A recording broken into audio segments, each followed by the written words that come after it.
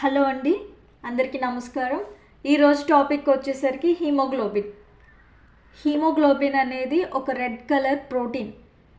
అది ఎర్ర రక్త కణాల పైన ఉండే ఒక పిగ్మెంట్ అన్నమాట. ఒక కలరింగ్, ఎర్ర రక్త కణాలు రెడ్ కలర్లో ఎర్రగా ఉండడానికి హీమోగ్లోబిన్ అనేది కారణం. అది ముందు క్లాస్లో కూడా చెప్పుకున్నాం, ఎర్ర రక్త కణాల గురించి చెప్పుకున్నప్పుడు. ఈ హీమోగ్లోబిన్ మెయిన్ ఫంక్షన్ ఆక్సిజన్ని, మనం పీల్చుకున్న ఆక్సిజన్ని ఊపిరితిత్తుల దగ్గర నుంచి ప్రతి సెల్, ప్రతి ఒక్క కణం దగ్గరికి పంపించడానికి, అక్కడ ఫామ్ అయిన కార్బన్ డైఆక్సైడ్ని ప్రతి కణం దగ్గర నుంచి ఊపిరితిత్తులకి తీసుకురావడం అనేది దీని మెయిన్ ఫంక్షన్. ఆ ట్రాన్స్పోర్ట్ చేయడం అనేది దీని యొక్క మెయిన్ ఫంక్షన్ అన్నమాట. హీమోగ్లోబిన్ నార్మల్ వాల్యూస్ వచ్చేసరికి మేల్లోనేమో 13 నుంచి 18 గ్రాములు పర్ 100 ml, బ్లడ్లో 13 నుంచి 18 గ్రాముల వరకు యావరేజ్గా ఉంటుందండి. అదే ఫీమేల్లో వచ్చేసరికి, స్త్రీలలో చూసుకుంటే 11.5 నుంచి 16.5 గ్రాములు per cubic MM per 100 ml of బ్లడ్లో ఉంటుందండి. హీమ్ అనేది 2 రకాల కాంపోనెంట్స్తో ఫామ్ అయి ఉంటుంది.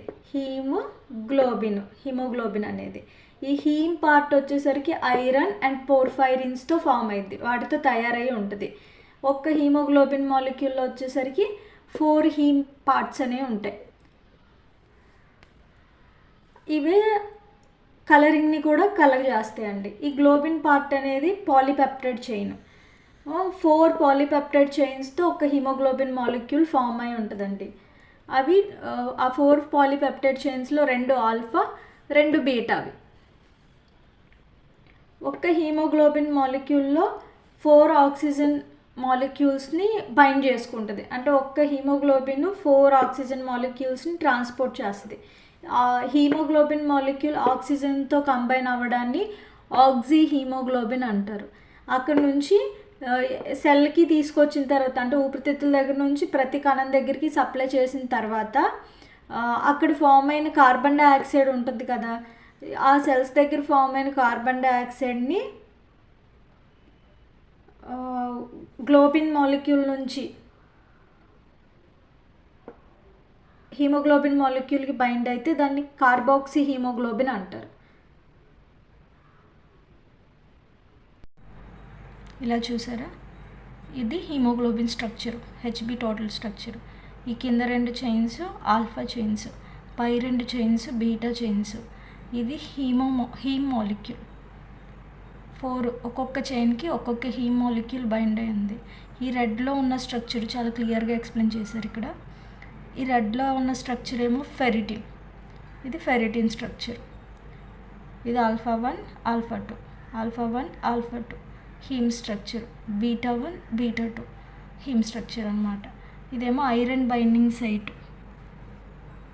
దీన్ని కెమికల్ ఫామ్లో రాస్తే ఇది హీమోగ్లోబిన్ టైప్స్. హీమోగ్లోబిన్ యొక్క రకాలు 2 రకాల హీమోగ్లోబిన్లు ఉంటాయి. ఒకటేమో ఫీటల్ హీమోగ్లోబిన్, అంటే గర్భావస్థలో మనం మదర్ యొక్క గర్భంలో ఉన్నప్పుడు ఉండే హీమోగ్లోబిన్. తర్వాత ఆఫ్టర్ బర్త్ మనం పెరిగేటప్పుడు అడల్ట్ హీమోగ్లోబిన్ అని, ఇది మెయిన్ హీమోగ్లోబిన్. ఇదేమో ఫస్ట్ మనం పిండ దశలో ఉన్నప్పుడు ఫామ్ అయ్యే హీమోగ్లోబిన్ని ఫీటల్ హీమోగ్లోబిన్ అంటారు. వన్స్ మనం పుట్టిన తర్వాత ఫామ్ అయ్యే హీమోగ్లోబిన్ని అడల్ట్ హీమోగ్లోబిన్ అంటారు. ఫీటల్ హీమోగ్లోబిన్ స్ట్రక్చర్లో 2 ఆల్ఫా చైన్లు, 2 గామా చైన్లు ఉంటాయి. మామూలుగా అయితే 4 పాలీపెప్టైడ్ చైన్స్ అన్నాం కదా గ్లోబిన్ మాలిక్యూల్లో, అందులో 2 ఆల్ఫా 2, 2 ఏమో గామా, ఇలా ఫామ్ అవుతాయి. ఈ హీమోగ్లోబిన్ అనేది శిశువు, అంటే పిండావస్థలో ఉన్నప్పుడు 7th మంత్లో ఇది ఫామ్ అవుతుంది అన్నమాట, ఫీటల్ హీమోగ్లోబిన్ అనేది. తర్వాత ఈ ఫామ్ అయిన హీమోగ్లోబిన్ మనం పుట్టిన 6 నెలల తర్వాత అడల్ట్ హీమోగ్లోబిన్గా రీప్లేస్ చేయబడింది. అడల్ట్ హీమోగ్లోబిన్ అనేది 2 రకాలు. మొత్తం 3 రకాల అడల్ట్ మన హీమోగ్లోబిన్లో 3 టైప్స్ ఆఫ్ చైన్స్ ఉంటాయి అన్నమాట. ఫస్ట్ ఏమో అడల్ట్ హీమోగ్లోబిన్లో నార్మల్గా ఉండేది 95% ఉండేది alpha 2 beta 2 chains. Adult haemoglobin type 2 అనమాట, ఇది 1ది హెచ్బిఏ2 అనే టైప్ ఏమో ఆల్ఫా 2 డెల్టా 2 అనమాట. 2 రకాలుగా ఉండిద్ది. ఇది మాత్రం 1.5 to 3% వరకు ఈ హెచ్బిఏ2 అనేది ఉండిద్ది అనమాట.